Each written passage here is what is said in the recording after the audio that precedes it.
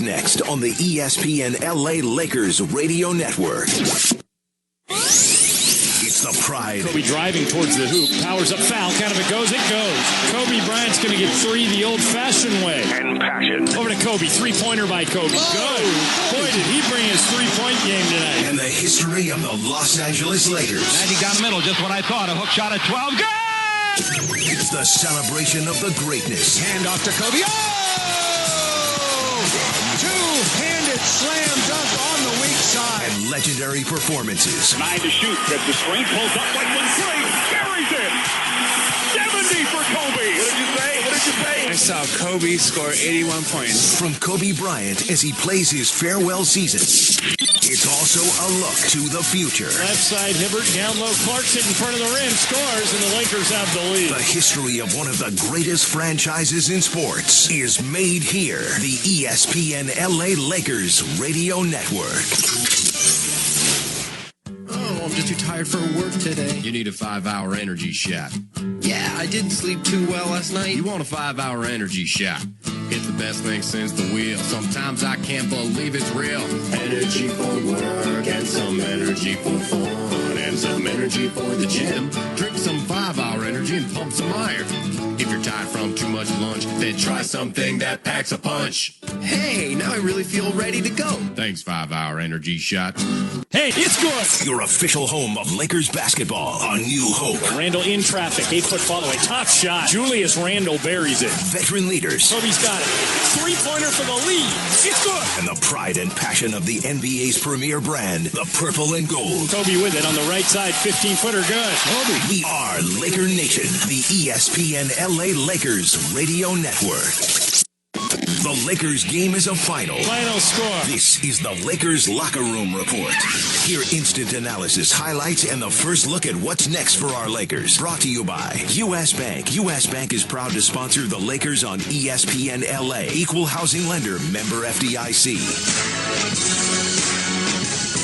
Lakers Locker Room Report on the ESPN LA Lakers Radio Network. Andy Kamenetsky in studio, joined by Michael Thompson in Staples Center. Lakers fall 116-105 to the Denver Nuggets in a game with a lot of wild swings and one very bad development. D'Angelo Russell leaving the game in the second quarter with what was deemed a moderate right ankle sprain, writhing on the floor before being carried off by Metta World Peace and Tarek Black. How concerning is this to you, Michael? Well, it's very concerning. Anytime you turn your ankle over like that, and it takes, we all have our different pain thresholds and healing process, but sometimes that could take a week to 2 weeks before you really feel comfortable on it again. So depending on the severity of it, but he couldn't put any pressure on it, but I would be shocked.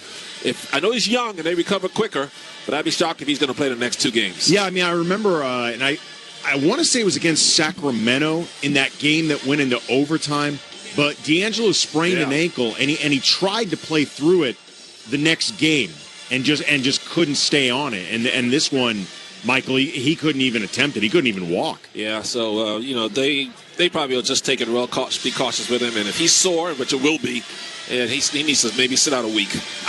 I was just going to ask you, and I realize this might be jumping the gun even in just asking the question, but when you think about everything D'Angelo means to this organization, but also to just where the season sits right now, if it is in any way there's a chance it could linger, would you consider shutting him down? Oh, sure. With 2 weeks left in the season, it's probably going to take him down long to feel comfortable on again. Sure, you bet that's an option they'll check out. And I mean, it would just be a shame, though, to see that happen. I mean, he's got this opportunity now. Byron Scott has said the kids are going to close out the games for better or for worse.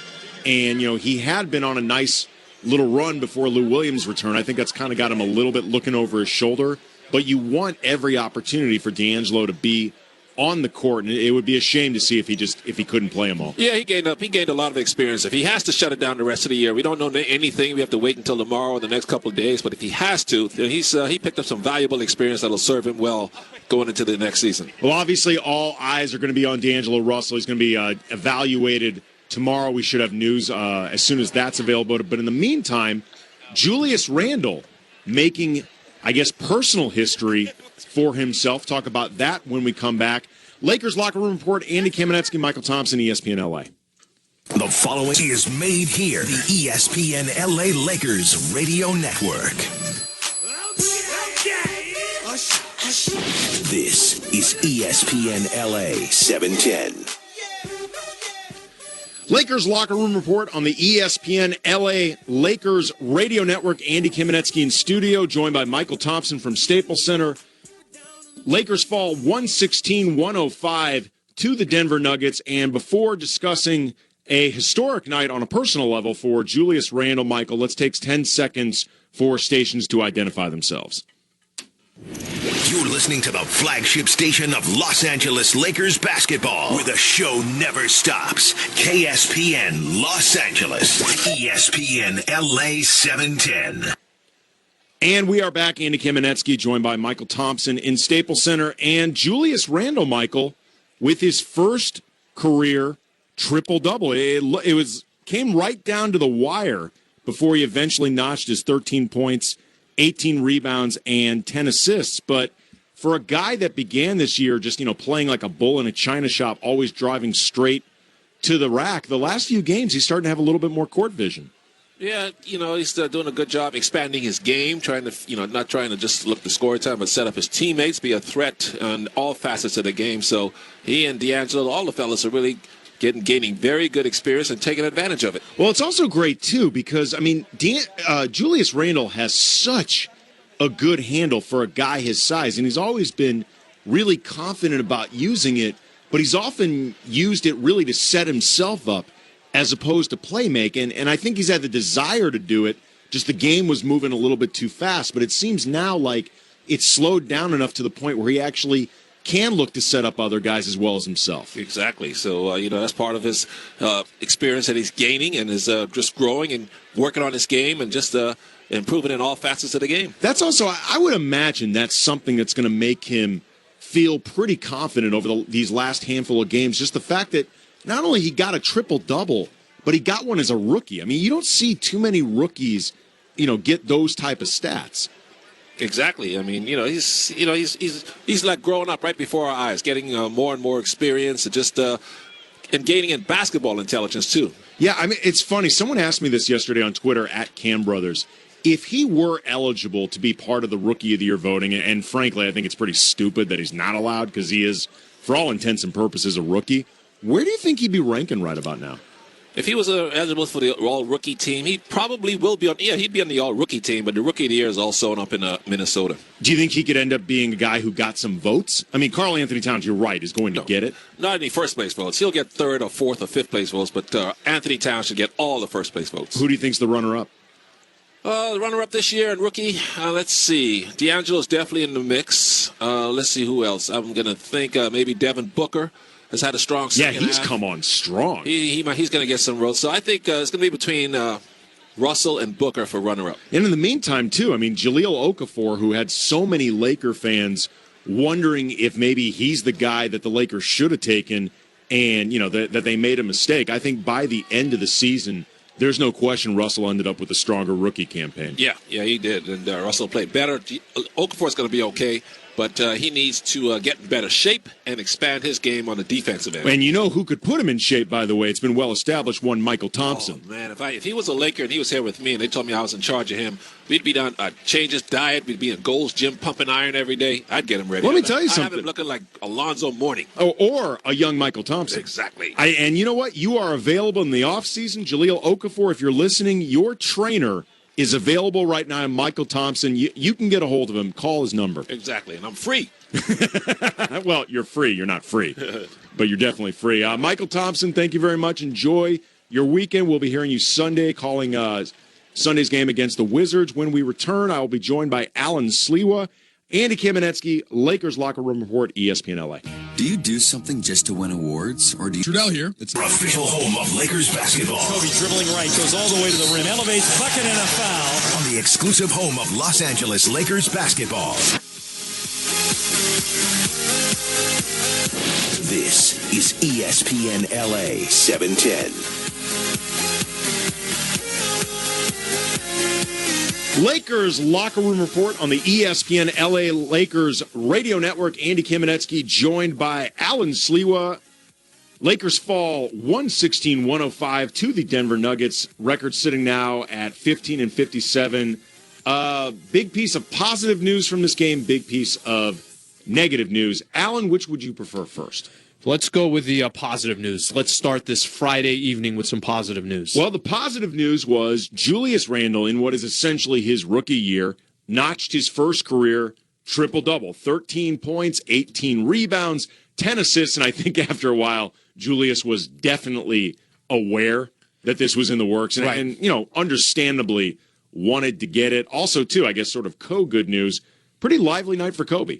Yeah, and just 28 points on 10 to 22. Real quick on Julius Randle, you mentioned with MT, you guys were talking a little bit about why he's not potentially in that mix of a Rookie of the Year. So stupid. There's not too many players in the NBA. I mean, 18 rebounds, 10 assists from a power forward, 13 points. It really was a good night for him. Kobe, you mentioned, and we were just talking in the break there, ends up with 28 points. He was efficient tonight, where maybe most Laker fans were unsure if he was going to play tonight. Not only did he play, but it was fun to see him as this really starts counting down. We're towards the end here. Yeah, you're starting to get a sense of that end and the finality of Kobe's career, and that you're starting to count down.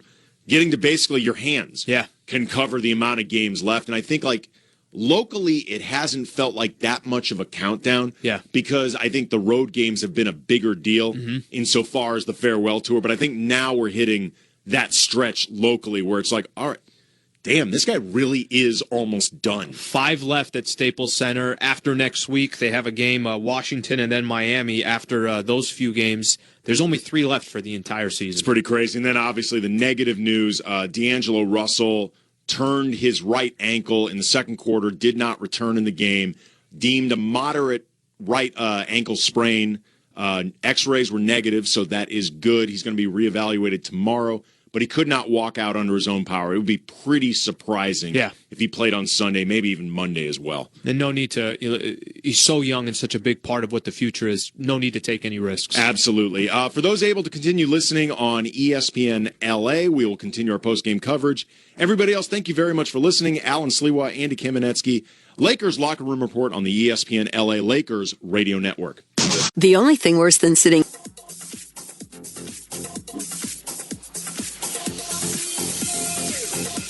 State Farm postgame show, Andy Kamenetsky, Alan Sliwa, ESPN LA, State Farm, we exist to assist, and the Lakers fall 116-105 to the Denver Nuggets. They fought a lot during this game, Alan, but they just had a difficult time sustaining whatever momentum that they managed to muster up at times. I'm sure they were also distracted to a certain degree beyond what he brings on the court by D'Angelo Russell's absence. He turned his ankle in the second quarter, couldn't walk off the court under his own power, was taken off, basically carried off by Meta World Peace and Tarek Black.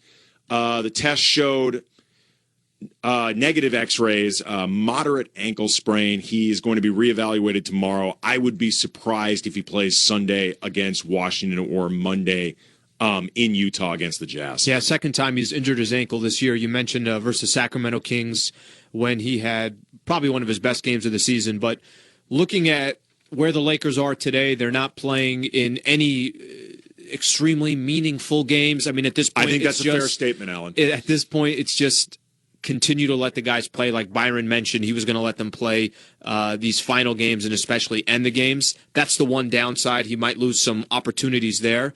But realistically, in the big picture, rest him for a week if you have to. Rest him for 2 weeks if you have to, whatever it is. You have to be extremely cautious. Right. I mean, earlier I was talking with Michael Thompson, and Mike, everybody knows Michael is a big believer, and these guys are young. They can come back from anything. Sure. They should be able to play 48 minutes if you deem it necessary. Michael was even saying if they have to shut down D'Angelo Russell for the rest of the season, do it. That's when you know that's the time you take MT's advice. Well, yeah. I mean, he's incredibly important for this organization moving forward, and these games are absolutely meaningless. Yeah.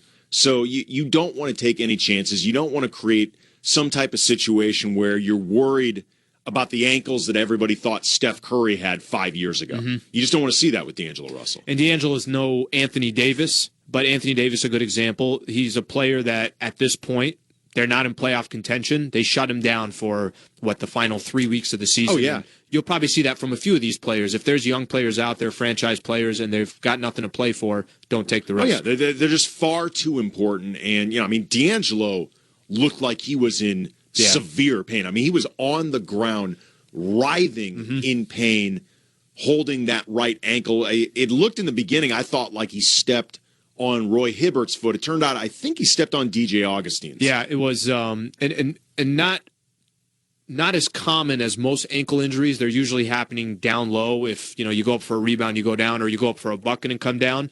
But just playing defense, just moving side to side is where he hurt himself. And Byron Scott had thoughts on D'Angelo Russell's injury as well as the game itself. We have those comments courtesy of Nexen Tire and also brought to you by Time Warner Cable Sportsnet. You guys didn't seem to have the problem you normally have with it coming out slow, but then the second quarter just couldn't hang, or what was the change? Yeah, second quarter was the killer tonight. Just couldn't sustain it in the second quarter. They were getting layup after layup. Their transition came, started getting going. We didn't do a good job of getting back in transition. And it just seemed like after the first quarter, we just took a deep breath, kind of exhaled, and they just kept playing. And it was basically from that point on just uphill for the rest of the game. D'Angelo says he wants to see Phil's tomorrow and maybe perhaps play. Would it be best to sit him out the rest of the year? Or are you going to wait to see how the ankle feels tomorrow? No, we're going to wait to see how it feels. He turned that thing over pretty good. So I'm not going to count him out for Sunday, Monday, but, we want to see how he recovers in the next couple of days. What was the level of concern when you see him from the ankle? From my point of view, my concern was it looked pretty bad. He literally turned it pretty good. I know Gary, I'll talk to him tomorrow morning about what's going on. We'll wait till then to kind of discuss where he is and how it looks and how he feels, and then we'll just go from there. Julius got a triple-double tonight. What did you think about how he looked out there? He looked pretty good. He was getting up and down the floor, rebounding, doing all the little things that he normally does. So his first triple-double, I thought, was the only real big-time positive tonight. The assists were kind of the new part of that for him. What was he doing? Moving the ball and finding it? Just moving the ball, finding guys, taking it off the glass and pushing it and finding the open guy. Have you seen Kobe turn the corner this week, or too early to say at this point? No, I think it's way too early to say. He's had, 3 good games where he's felt good, from the shoulder-wise, and, hopefully Sunday he feels good again. We'll see how he feels tomorrow, but, hopefully those days of rest, has been very positive for his shoulder. So we just have to wait and see how it reacts tomorrow, and then obviously wait on Sunday. Is the feeling getting heavier, at the moment getting heavier as you realize that it's only a handful of games left at Staples Center where Kobe will have that experience and you'll get to do it with him? It's so soon. I don't know if I would use the word heavier. Obviously you think about the inevitable, which is that it's coming to an end. But I wouldn't say heavier. It's just one of those things I think from a personal standpoint is that you're going to miss seeing number 24 out there playing, because he played the game with so much passion. His love for basketball is going to be truly missed. So, I think every day they go by, you kind of look at it and say, man, this is getting closer and closer, to April 13th. You decided to give D'Angelo Russell kind of that green light that he was going to play every fourth quarter from that point on out. Does it almost seem like that's not the cards, and when you got the shoes and you got the ankle? I don't know. I really don't. Like I said, I'm hoping the young man is going to be okay in the next couple of days, and hopefully he can play Sunday. But if he's not close to 100%, then he won't, and then that obviously puts Monday in jeopardy as well. And then we'll just have to wait till next week. But right now, not ruling anything out until tomorrow, and then we'll just see how he feels. But after that statement, maybe I don't know. Maybe I jinxed him. I don't know. Just from a planning standpoint, if he doesn't play Sunday, would you not play Monday just from not having a chance to? No, not necessarily. And that was Byron Scott, courtesy of Time Warner Cable Sportsnet, and brought to you by Nexen Tire. Nexen Tire provides high-quality tires with the best warranty in the business. Learn more about one of America's fastest-growing tire brands at nexentireusa.com. Two pretty big takeaways to me, Alan, from Byron's postgame comments. First, he's clearly concerned about D'Angelo Russell. Yeah. And, as he said on a couple occasions, it looked pretty bad to him. Mm-hmm. It looked like he turned it over pretty well. And, Byron has, often, I think, to the detriment in particular of Kobe Bryant, had kind of a man-up philosophy. Kobe can play 30-ish minutes a night, whatever, right. Get out there, whatever, pretty much.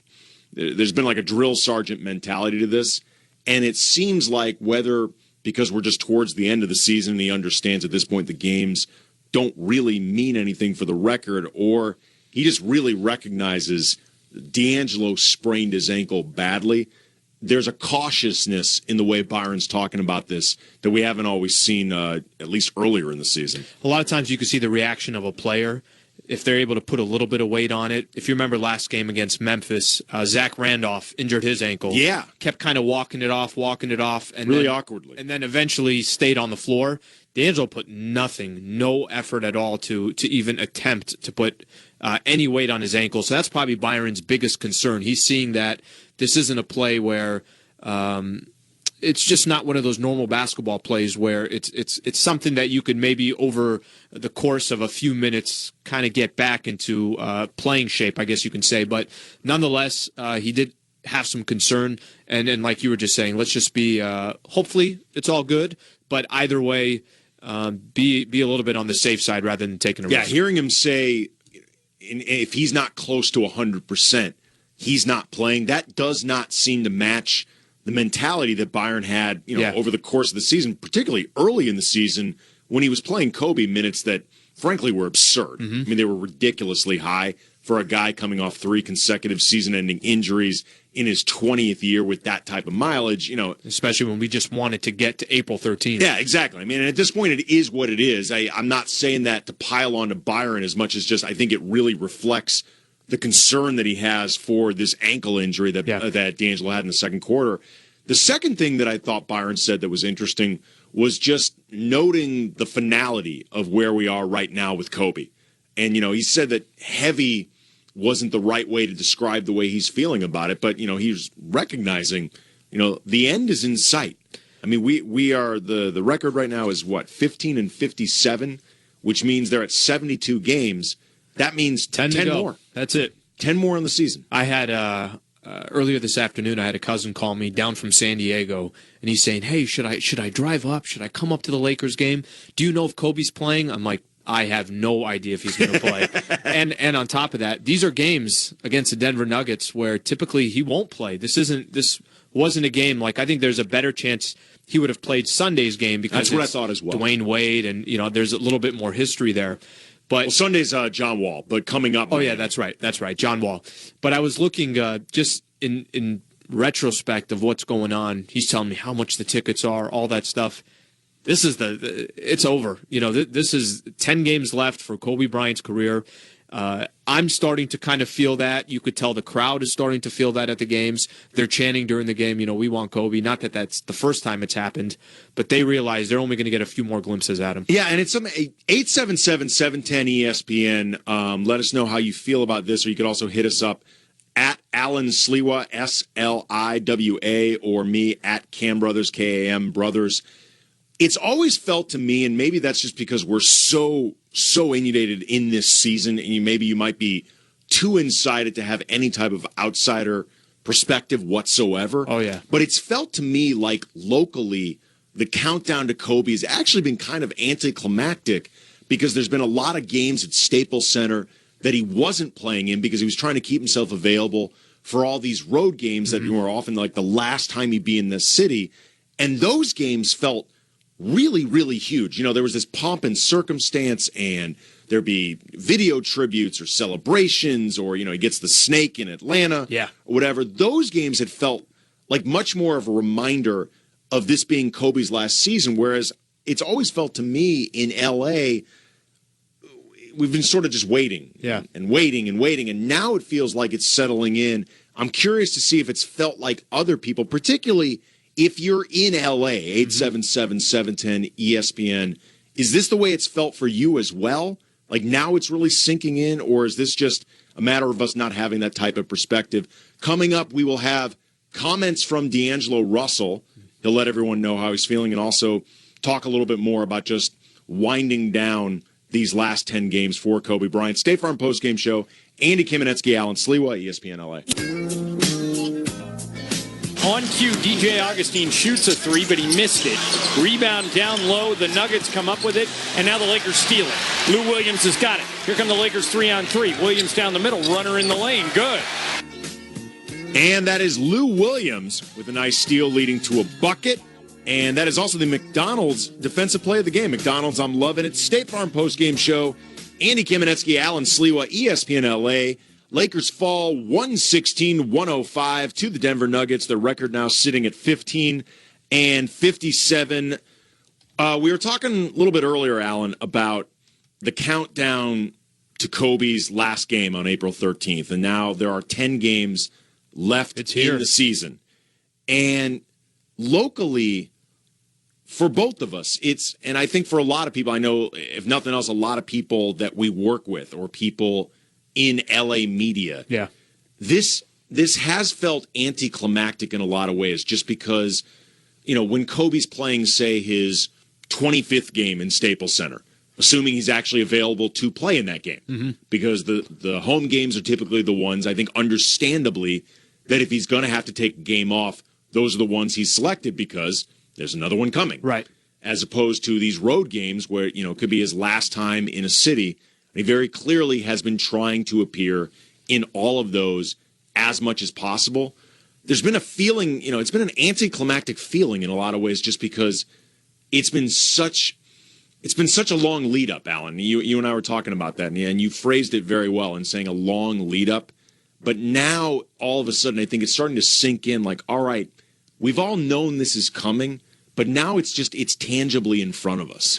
Look at March, for example. March, 11 home games. So for us or for Laker fans who are, let's say they're not even at the game, just watching on TV, it's kind of funny to me sometimes. I see Kobe getting a standing ovation, and let's say he's in an opposing town or even here at Staples Center, and I see like Huertas and Nick Young standing up and giving him a standing O. I'm like, it's not his final game, Huertas. You're going to see him the next game. But look, Marcelo's new. He doesn't know how all this works. But in my mind, it's just that's what's happening. Everybody in the stadium is giving that standing ovation, but for us here in Los Angeles, we're seeing it every single game, so it doesn't have that meaning yet. But tonight, I think, was a good example where we didn't think he was gonna play. He played, and it just kind of felt like the hometown was saying, yeah, this is the last time we personally get to see you live, and that's pretty much going to be the theme the rest of the season. Well, you know what? It's interesting, and I didn't necessarily feel this way going into the game because you don't know before it starts how Kobe is going to play. Yeah. But I think tonight, the fact that Kobe... He brought it tonight. Yeah, he brought it. I mean, he had 28 points on 10 of 22 shooting. He was not necessarily effective defensively, but he was lively. He was working defensively. It was the competitive nature in the sense that on offense, he was going at it. And if, Will Barton was playing tough defense and, you were seeing for a second there, wait, it's not just all smiles or it's been, hey, and you see the respect at the end of the game. All these players line up and literally wait to get their opportunity to say kind of thank you to him or it's been great playing with you. But you saw a little bit more of a competition tonight. Oh, yeah. That's what kind of stood out. I mean, you'd see these moments where on a switch, Kobe ends up guarding like Yusuf Nurkic. Right. And, he's really putting his entire... There's some things he was doing, the swinging of the arm, the continuing to point at one specific referee. I'm like, I think you'd be the most hated person at Staples Center if you stopped play right there, gave Kobe Bryant a technical foul. Kobe was probably baiting for it. No. I was going to say, you know who would hate the idea of not getting a technical? Kobe. Out of sentimentality? Right. Kobe. Kobe would be like, F that referee, man. I deserve the tech. Tee me up, man. That's the reason I'm teaming. Plus, you want one last technical. I've never heard it said like that. He was giving so much effort for a technical foul and was not getting the technical, so he was frustrated. Oh, yeah. Well, I mean, again, he doesn't want to be a charity case. If he earned a technical, Kobe wants a tee, man. D'Angelo Russell spoke after the game, gave an update on the sprained right ankle. Didn't play in the second half. We have his comments courtesy of Time Warner Cable Sports, and I'm going to play them right now. All right, D'Angelo, how's the ankle feeling right now? I'm all right. Loosening up, keeping the tape on it, icing it down. I know you haven't had many sprained ankles in your basketball career. Was it? Could you feel like at first did it feel worse than you'd had in previous ones? Yeah, probably had like 1 or 2 my whole life. I don't really wear tape or anything, but I don't know what happens in the sport, so gotta do it. X-rays were negative. What is your outlook for these next couple of days as you figure out when you can play again? See how I feel in the morning. Definitely want to get out there. We only got a few games left. I want to finish the season out in a positive note. So I definitely want to get out there as soon as possible. Is it your goal to try to play next game, or you just gonna have to wait and see how it feels tomorrow? I'm gonna see how it feels tomorrow. D'Angelo, what happened on the play? Do you have any idea? No. I just remember stepping down. I didn't know if I was stepping on his foot or I just stepped wrong, and I just know my ankle. I feel like my ankle touched the ground. I don't know when I rolled it, and it was crazy, man. I felt. How's it feeling now, man? Is it swollen now still, very much, or? It's swollen, but I don't know. I didn't look at it. I was just let Gary do what he did, and put my sock on, just kept the tape on. I haven't looked at it. Did you think it was a lot worse than it ended up being, just by the pain? Yeah, the pain was bad. It hurt, and I don't know. Then I couldn't walk at all, and then I iced it down. The numb went away, and I was able to walk, so it was fine. Are you supposed to kind of ice on and off tonight, or what's the plan with Gary just showing up in the morning? Ice on and off, keep the tape on, and keep it propped up. So you always obviously stand so you can walk okay with it now? Yeah. You feel when it first happened? Yeah. It's way better. And that was D'Angelo Russell, courtesy of Time Warner Cable Sportsnet.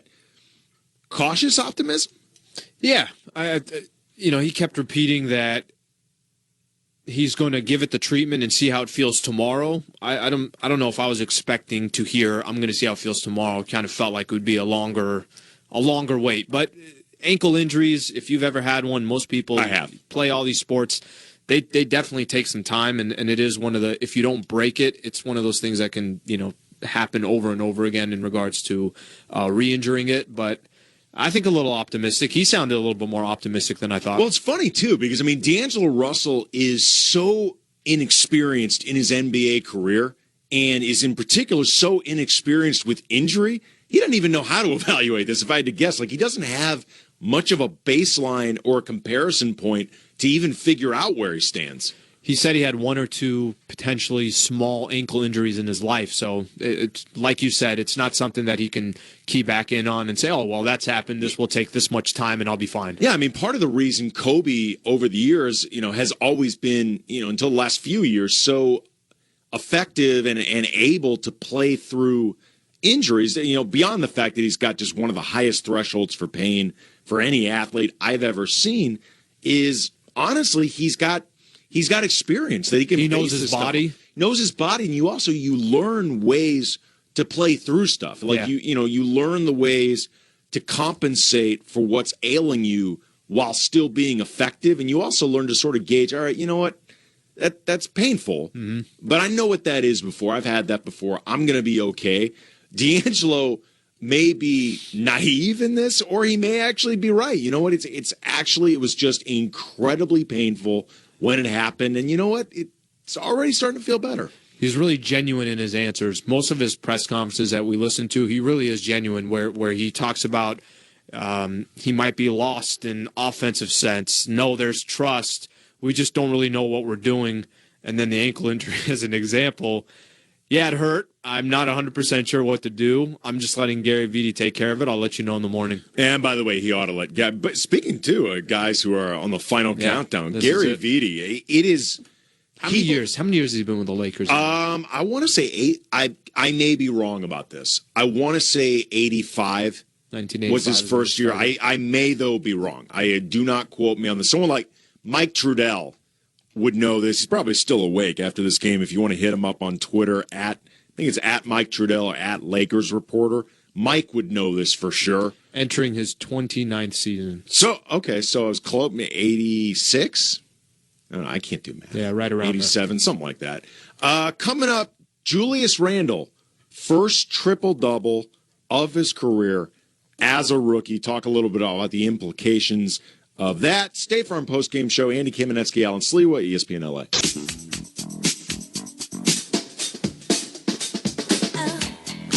Augustine, and they're just dribbling out clock when they get it. They're dribbling down to the end of the shot clock. Now he dribbles it off his foot. Picked up by Lou Williams. Lakers have a 4-on-2 if they want it. Randall down the middle. Bounce past Brandon Bass. Bass knocks over Nurkic and lays it in. 114-100. 10 in the game for Brandon Bass.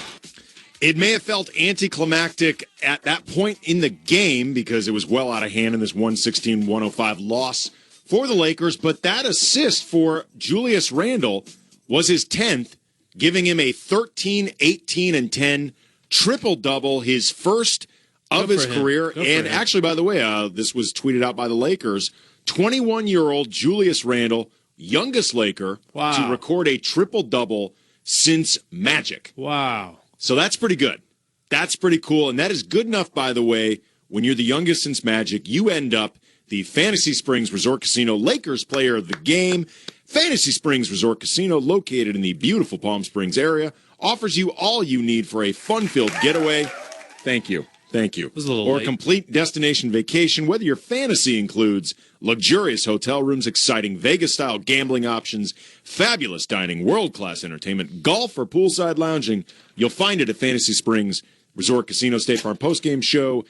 Andy Kamenetsky, Alan Sliwa, ESPN LA. And that's a big achievement for Julius Randle. Yeah, look, we've had a lot of times this year where there hasn't been too much from a positive perspective of wins and losses, but there has been some personal achievements. And Julius Randle has really been, we said it for a while, it was Jordan Clarkson was the most consistent player for the Lakers for most of the season. Now Randle is kind of starting to go into that role. 18 rebounds. You know, we've seen a lot of games with him, 15 rebounds, 10 rebounds, 12 rebounds, but 18 rebounds tonight, and then the 10 assists. That's not something that's too common. And that's not knocking Julius Randle that he's not getting 10 assists a game. A lot of times... That's nice of you, Alan. Well, and that you're not criticizing him for not getting 10 assists a game. The reason Never let it be said Alan Sliwa is not a benevolent basketball fan. We say D'Angelo needs more assists. We say Clarkson needs more assists. We talk more about how there isn't enough distribution on the team.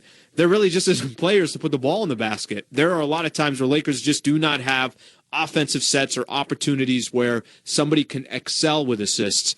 But I wasn't expecting for Randle to get it tonight. It is, one of the guards that you're usually depending on. Yeah, and what's great about it, too, is Randle, I think, in terms of his upside, he's one of those things that I think he can offer is versatility. Mm-hmm. I mean, I think he's already a guy who can do a lot of things pretty well, including he handles the ball. I mean, he's got already an exceptionally good, at least left-handed handle for a guy of his inexperience. He's got to get better with that right hand.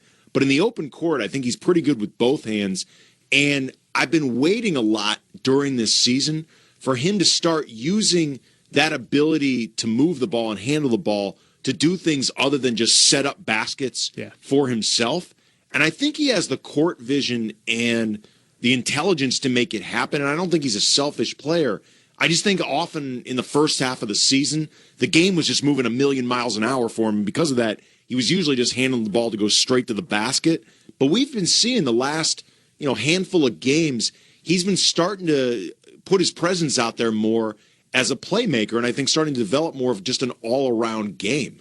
One of the biggest advantages that the Golden State Warriors have is when Draymond Green grabs a rebound, brings it up, Curry and Clay will both start from the wings or they'll start down low and come off screens. Now you have two of the most elite shooters in the NBA you have those two weapons, and it's Draymond Green, your power forward, setting it up.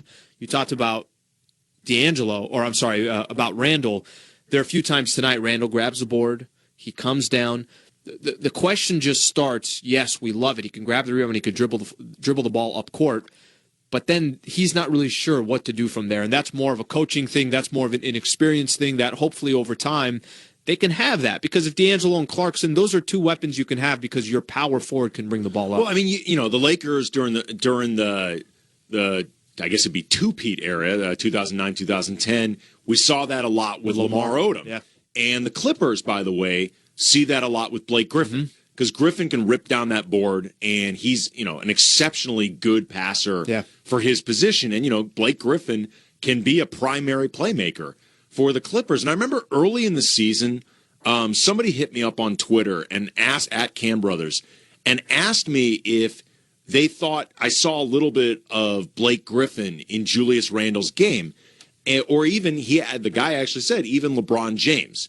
And I said, you know, it's way too early to even put those guys, you know, in spitting, Right. Those guys are way, way, way better than Julius Randle. But where I could see the comparison is the versatility that I think Julius Randle can get to, but also the ambition that Randle has. Like, to me, his ambition was Blake Griffin. You know, the comparison point has always been Zach Randolph, but it's always felt to me like Randall's ambition is Blake He's Griffin. a worker. Yeah. That's what you like. I mean, he's how many times have you heard this being said? If you're watching a game on TV, a lot of these like TNT games, anytime Randall goes up for a shot, they always say that's a grown man move. You know, he's not he likes the contact. He likes the physicality of the game. He's a perfect player to run a power forward position, but some things he can do that most power forwards can't do goes back to he can bring the ball up court, he can get you in an offensive set. Well, he should like that his shoulders are like 2 feet wide.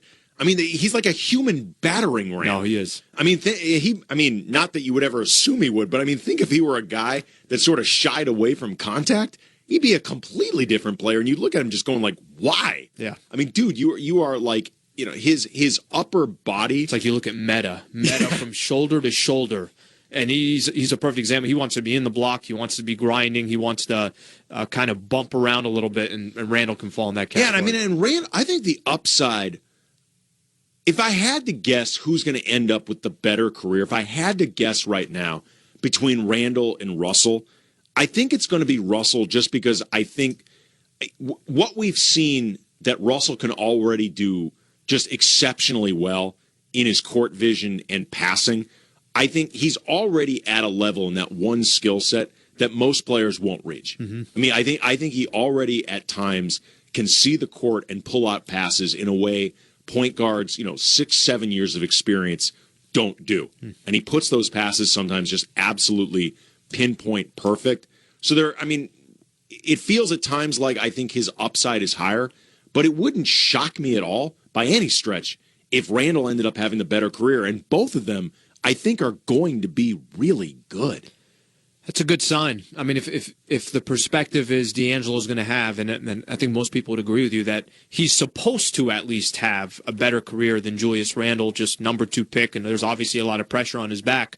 But that's why, we look at this offseason, why it's such an important offseason. If the Lakers can just get, some players to help round up that starting lineup, because I think they actually have a pretty decent bench. Lou Williams stays, Brandon Bass stays. There's some players there that could come in, give you a good 20 minutes a game. It's the starting lineup. If they can find a way, whether it be through free agency or potentially that top 3 pick, they might be okay. They really, nobody's sitting here saying that they're going to make a finals run, but they might be in a position where Utah, Dallas, and Houston are today, right around that 500 mark. And by the way, how stupid is it that Julius Randle is not considered eligible for the Rookie of the Year race? I mean, he wouldn't win. Karl Anthony Towns is going to win that thing, and deservedly and easily. he's been hands down the best rookie of this season. What should it be? How should they do it? Should they say, you have to play X amount of games, and what games would it be to where? Because I agree with you that he played 14 minutes last season? I was going to say, how about this? More than 15 minutes in one game That's one a good start. of the season. You have to play at least 15 minutes or at least 2 games. I mean, baseball. You can get called up and appear in 15 games or something, and the next year still be considered a rookie for Rookie of the Year. And I mean, it doesn't necessarily matter. I mean, in the grand scheme of things, it doesn't matter. He wouldn't win anyway. But I'm sure that the ability to finish second or third in that race, would mean something to Julius. Oh yeah, definitely would.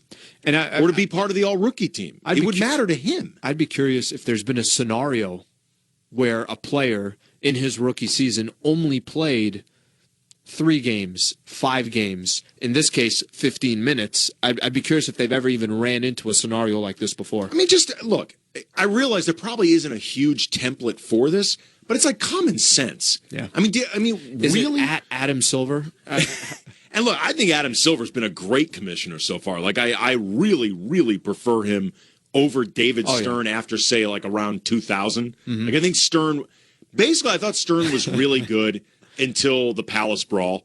And that's where I think David Stern sort of jumped the shark. Yeah. But, Adam Silver, I think, thus far has been a really good commissioner. But this just feels like one of those things where it's dude, I wouldn't be surprised if they literally haven't had a scenario like this come up. And again, just apply common sense. He's a rookie. It might be one of those where because this happened, it might change down the road, but it won't change for him. Well, maybe they'll call it the Julius Randle rule, and he'll end up making his impact that way. Coming up, hoping to hear from Kobe Bryant and his thoughts on what was a pretty good night for him. State Farm Postgame Show, Andy Kamenetsky, Alan Sliwa, ESPN LA. Here's Huertas. Give them all to pass. Out to Meta World Peace with a rebound. Here's a pass down low. Brandon Bass in front of the rim. Whips it back to Meta World Peace. Meta had a 3. Passed it up. Drive to the lane. Throws it up. Foul and a bucket.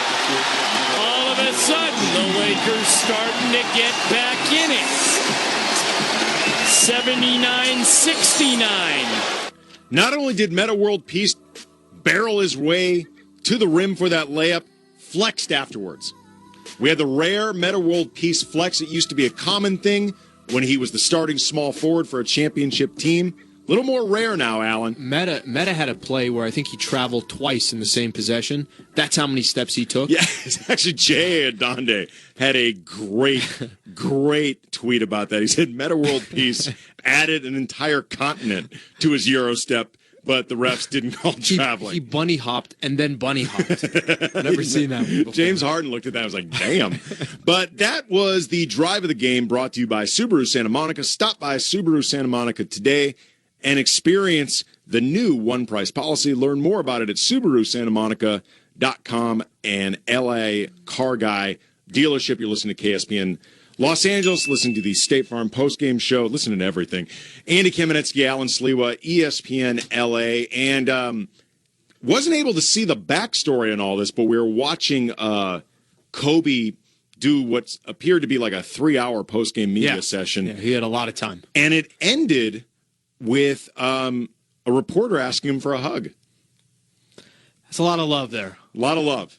Baxter Holmes. And it wasn't Brian. No, it was not Brian. We want to clarify. Baxter Holmes tweeted out towards the end of Baxter Holmes, ESPN reporter, towards the end of an interview, Scrum interview, an international reporter asked Kobe, "May I hug you?"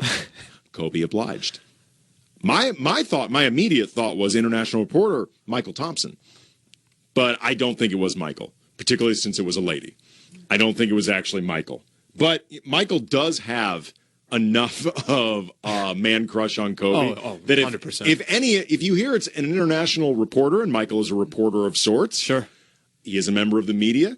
He is now an American citizen, but he is still international. I could see Michael asking for a hug at the very least on April 13th. Oh yeah, it's going to be an emotional day for Michael. He actually had the best idea about, and I think this actually ended up happening. He told Clay to ask him. Didn't he mention to take off his jersey, give it to Klay Thompson? Yes. The final game that they played against each other? Yeah. That's MT's greatest idea he's ever had.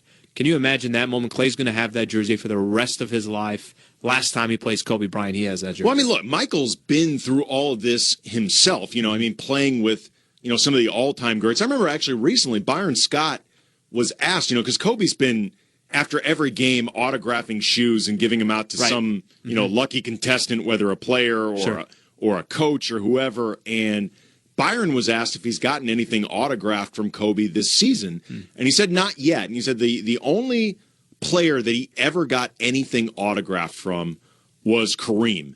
In his last year, he asked, I think it was for a jersey and shoes, and he waited until the final game. But then he said, Cap, you got to give me something. Yeah. Byron said he's going to wait with Kobe, but he is going to get something. I mean, as much as we joke about Byron at times coaching Kobe like a fanboy, the reality is you can't blame him. You can't blame. I mean, especially when you were his coach. And you're talking about Kobe, and you were once his teammate when Kobe came into the league as a rookie. Yeah. I don't blame Byron one bit for asking for those autographs. And there's going to be probably a ton of Laker players asking for things, a ton of staff asking for things. The best way for me, it's the perfect way to kind of sum up Kobe Bryant. Just see what happens when the game ends against the opposing teams. They are lining up. We've talked about this almost as if it's a college basketball game. Well, it's more than that. Except they're not saying a good game to the rest of the Laker players. They're literally in a line, a single file line to say, hey, thank you.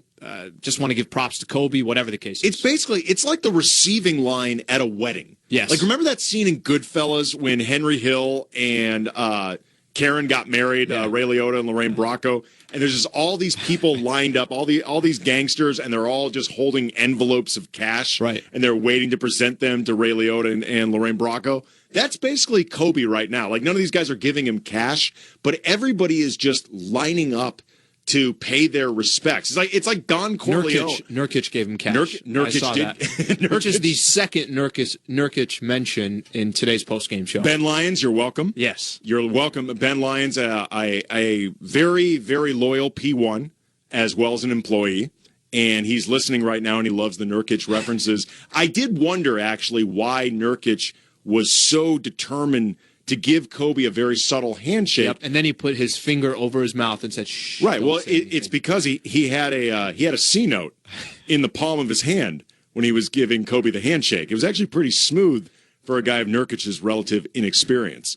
But, I mean, it's crazy. I mean, you see these guys basically just all lining up just to pay tribute to Kobe at the end of these games. That puts it in perspective. Really, at the end of the day, that puts it all in perspective. I mean, I've never seen anything like it before. And you also, too, like, I was thinking about, like, Tim Duncan and Dirk, that it wouldn't happen for them just because they're too low-key. I mean, Tim Duncan's just going to, like, retire. Yeah. There won't even be an announcement ahead of time. He won't even clarify if it's going to be his last season. He's just going to disappear. And he deserves, from what he is to the NBA and what he is to the San Antonio Spurs and everything else, he deserves tributes. And no, absolutely. But he won't get them. No, he doesn't want it. Right. I mean, Tim Duncan's the only guy who's happy when he doesn't get part of the All-Star team. When he doesn't get voted in or selected, he's stoked because he gets like 4 days away from people. That's what he wants. But like Dwayne Wade or LeBron, can you picture something like this for LeBron? Nothing like this, no. I think you're right. And I'm going to say, I'm going to look more in the sense that I think there's something to Kobe playing 20 years. There's something to Kobe playing for one franchise. And then there's also something in the sense where it's 5 NBA championships out of 7, I guess you can say. I think all that kind of comes into play. And Kobe has played against, he's kind of gone through so many different teams to get where he is today that maybe there's also just a respect level from so many different franchises. Not to say that LeBron doesn't deserve, whatever the case is. Let's see how the rest of his career is. The only player in sports that I saw something sort of like this was Jeter. Right.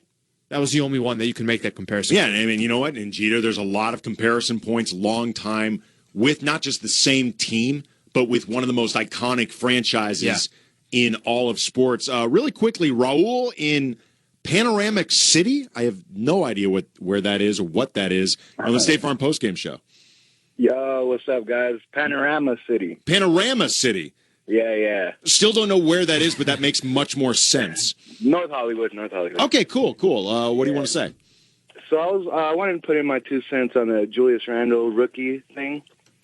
The way I look at it, I mean, I would want every Laker to win every award. But, I mean, he does have a year of mentoring and a year of just watching players play in the NBA more than a true rookie would have, you know? Like, I'm thinking about it, like, with my career, or even in broadcasting, you know? Like, let's say you're working at your college radio station, and you get a year experience at ESPN without being on the radio. If you go on the radio, you're going to be better than you would be if you're coming straight out of college, right? Yeah, I mean, to a certain degree, sure, Raul. But at the same time, though, I mean, there's nothing that really substitutes for tangible experience. I mean, you know, Blake Griffin was able to be Rookie of the Year after missing the entirety of his first season. So the only difference was 14 minutes of game 1. I mean, unless you think Blake Griffin shouldn't have been Rookie of the Year in his career, and I guess in that sense you'd be consistent, then what you're talking about is 14 minutes. But then you got a whole training camp as well.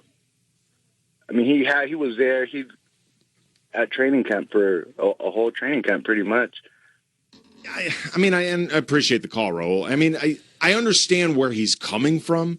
Basically, we're splitting hairs. I was just going to say the exact same thing. And the perspective he has is it's not the wrong perspective. He's just, has a different outtake on it. The key is he played 14 minutes, 15 minutes of an entire season. There might have been a couple benefits by sitting on that bench. There certainly would have been benefits maybe in a training camp. That's probably what they look at, and they say that's why you can't be credited with this. But he wouldn't have won it, but just to be a part of that conversation, I guess would have been nice.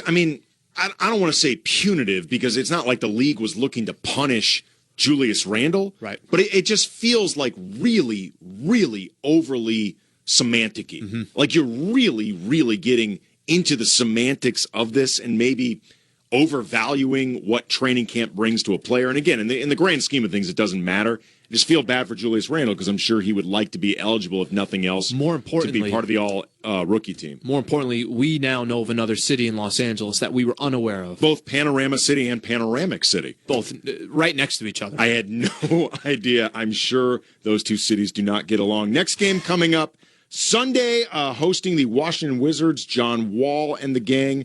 Pregame coverage begins at 5 o'clock, tip at 6:30. Then the State Farm postgame show afterwards. Great night tonight, Alan. Fun night for Julius Randle. Hopefully D'Angelo Russell recovers, and fun for anybody in the house to see Kobe Bryant. State Farm postgame show, ESPN LA. The pursuit of history continues. Thompson going back door, goes up and under, laid it in and drew the foul. Klay Thompson with an opportunity to tie this game.